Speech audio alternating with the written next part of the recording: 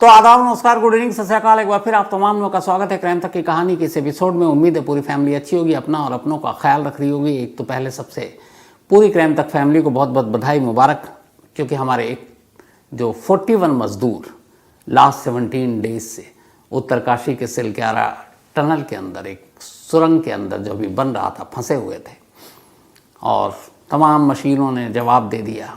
और फिर एक बाबा आदम के ज़माने का वो फार्मूला अंग्रेज़ों का दिया हुआ, रैट माइनर्स यानी कि चूहा, उसके ज़रिए कल शाम 8 बजे बल्कि रात पहला मज़दूर बाहर आया और फिर 8:38 पर यानी अगले 38 मिनटों में सारे मज़दूर बाहर आ गए, बिल्कुल सही सलामत। सबकी सेहत भी ठीक है और उन सबको अभी हॉस्पिटल में ऑब्जर्वेशन के लिए रखा है, लेकिन सब खुश हैं क्योंकि एक नई ज़िंदगी मिली है एक तरह से। इसकी कहानी मैंने आपको कल डिटेल में सुनाई थी, तो उसी कहानी को और इन लोगों की वापसी के बाद मैंने सोचना और टटोलना शुरू किया कि दुनिया के ऐसा कौन सा है सबसे ख़तरनाक ऑपरेशन जहां यकीन ही नहीं होता कि कोई ज़िंदा बचकर आ सकता है। तो याद आया 13 साल पुराना एक वाक़या। ये एक ऐसी कहानी है कि जिसमें खुद सरकार से लेकर जितनी एजेंसियां थीं उन लोगों ने शुरुआत में ही कह दिया था कि जितने भी मज़दूर अंदर फंसे हुए हैं उनके ज़िंदा बाहर आने के जो चांसेस हैं वो सिर्फ 1% है, ओनली 1%।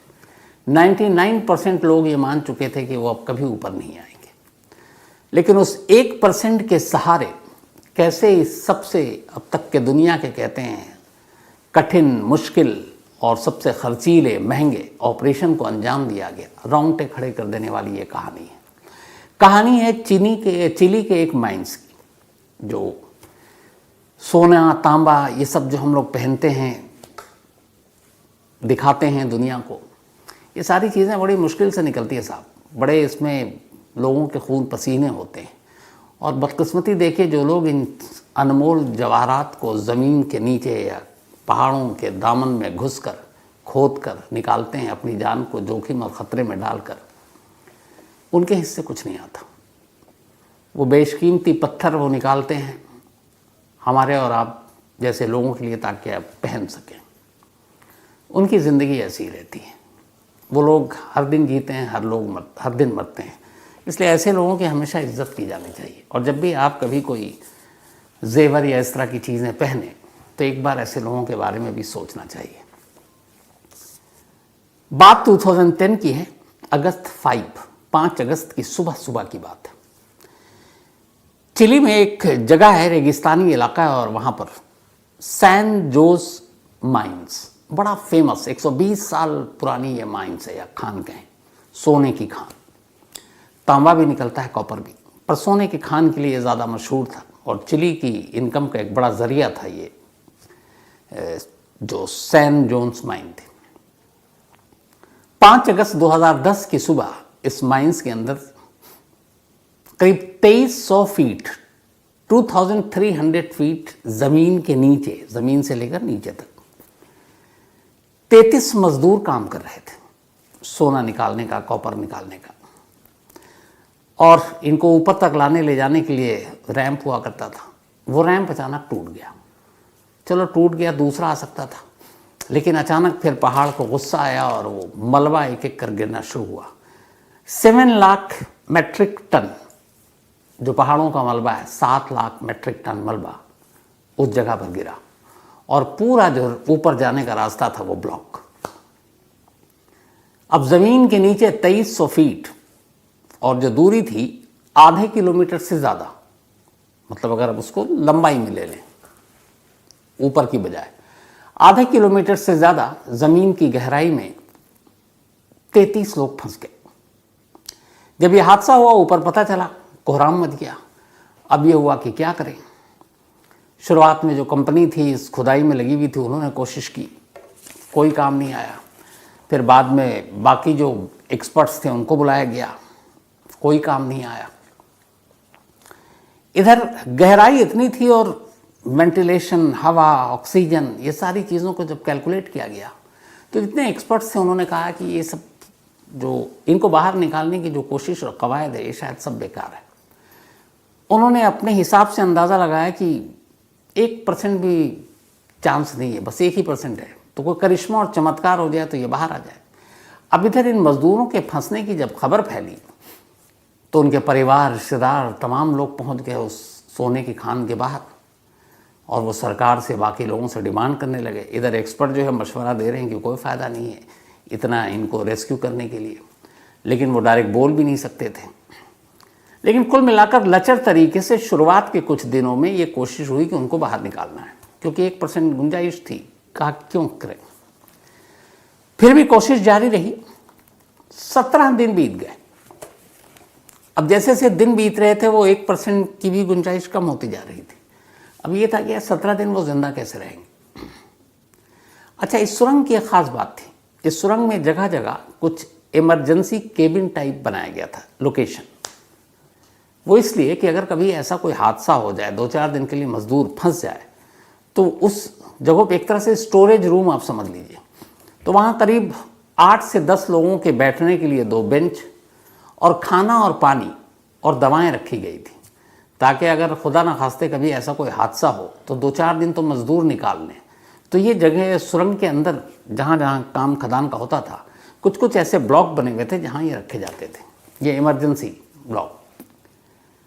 तो ऊपर कैलकुलेशन हो रहा है कि 2-3 दिन का खाना, लेकिन वहाँ 33 लोग, 8-10 लोगों का बैठना और वहीं पे एक वेंटिलेशन। अब एक साथ 33 लोग खड़े हों तो कहाँ से वो हवाएं और वो सारी चीज़ें भी काम करना बंद कर देंगी। करते करते वक्त बीता, उम्मीदें और दम तोड़ने लगी। 17 दिन हो गए। 17 दिन के बाद पहली एक कामयाबी मिली, और वो ये कि ड्रिल चल रहा था, लेकिन अभी 2300 मीटर नहीं, कुछ मीटर की बात कर रहा हूँ। उस ड्रिल के ज़रिए कुछ लोग उसी गुफा के एक हिस्से में पहुँचते हैं। वो हिस्सा एक ऐसा हिस्सा था जो वही जहाँ पे इमरजेंसी खाना पीना रखा जाता था। जब वहाँ पहुँचे तो देखा वहाँ कोई नहीं, लेकिन उन्हें एक नोट मिला, एक पेपर मिला, एक ख़त मिला। उस ख़त को जब बाहर लाया गया तो पहली बार बाहर लोगों को एहसास हुआ कि नहीं, रेस्क्यू ऑपरेशन चलाना चाहिए।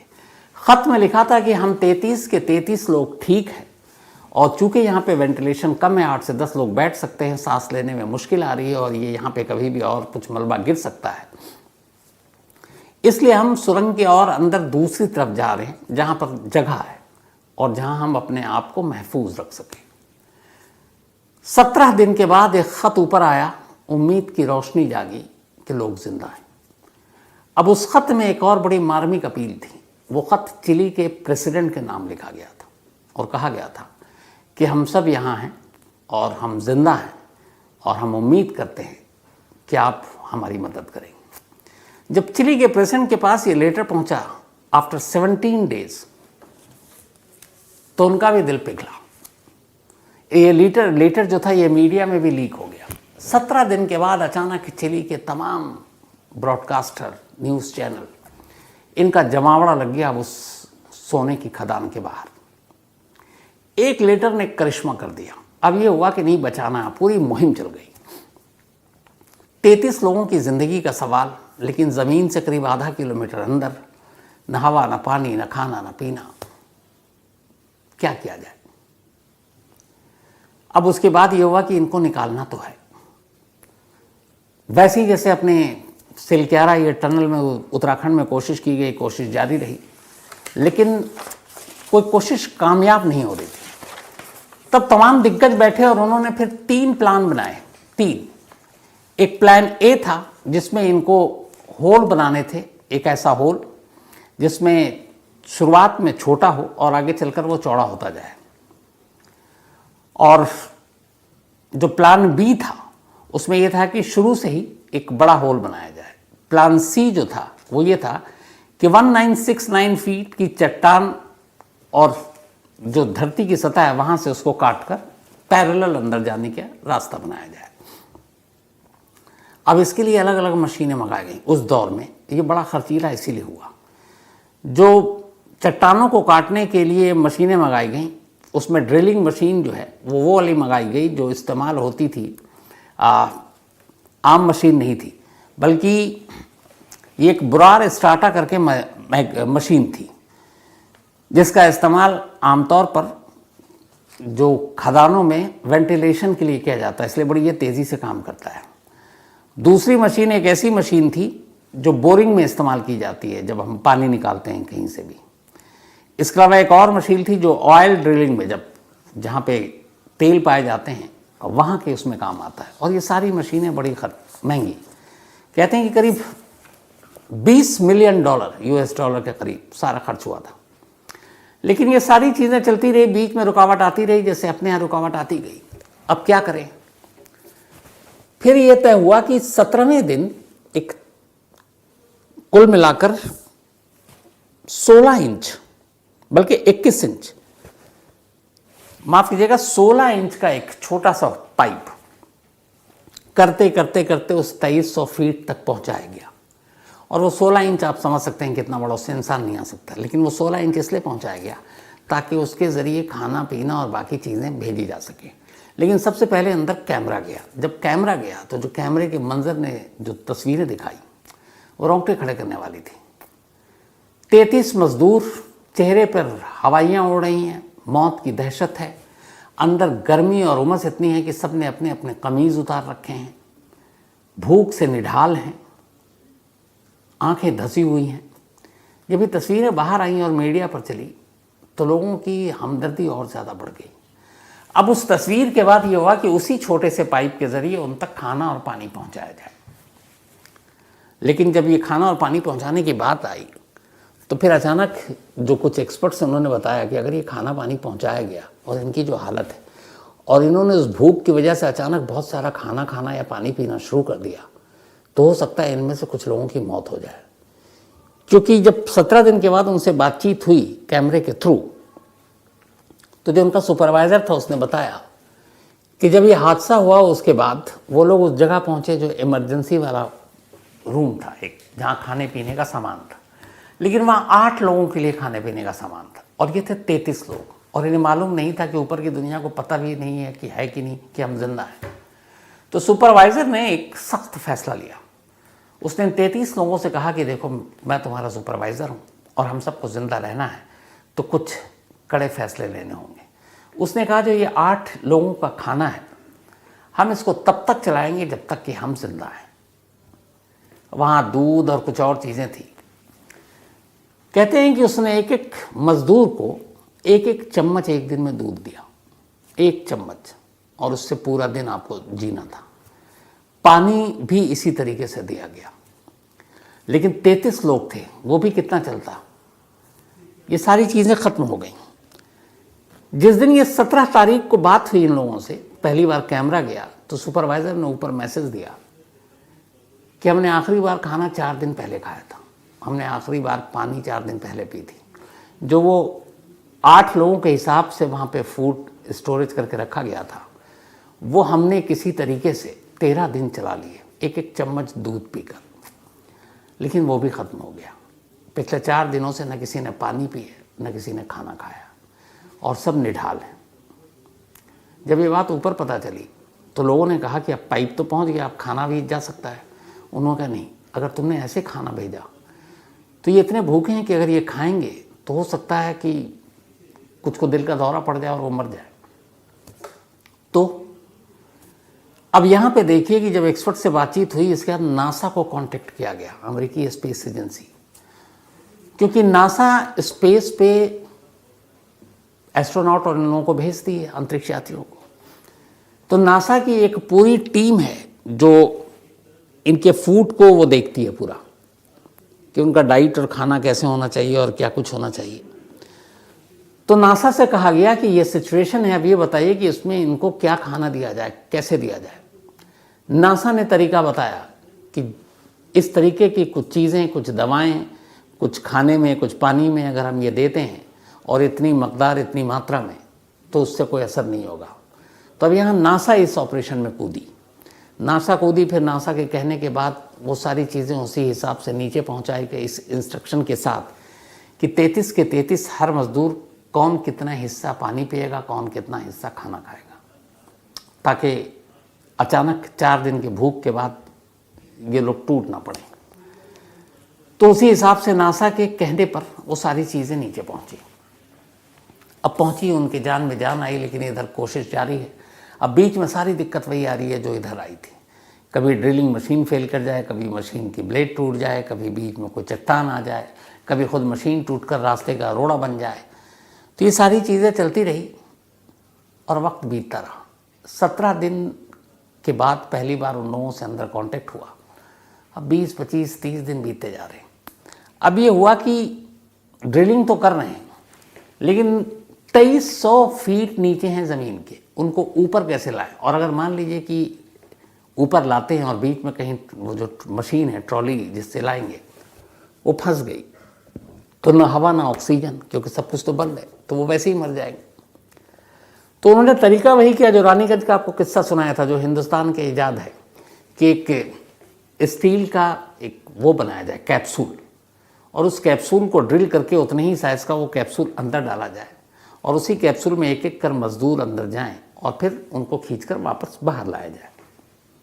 पर दिक्कत ये थी कि कैप्सूल से अगर मजदूर चढ़ गया और ऊपर खींच रहे और बीच में कहीं अटक गया, रुक गया, रास्ता बंद हो गया, तो वो दम घुटने से वैसे ही मर जाएगा। अब यहाँ पे क्या करें? इधर ड्रिलिंग जारी है। फिर नासा को कांटेक्ट किया गया। नासा से कहा गया ये सिचुएशन है, 2300 फीट की गहराई है और मजदूर को ऊपर लाना है, और ये सिचुएशन है कि हो सकता है कुछ भी। नासा ने कहा ठीक है, हम उस अपने हिसाब से कैप्सूल बनाएंगे, उसमें ऑक्सीजन भी होगा, लेकिन हमें 1 महीना लगेगा।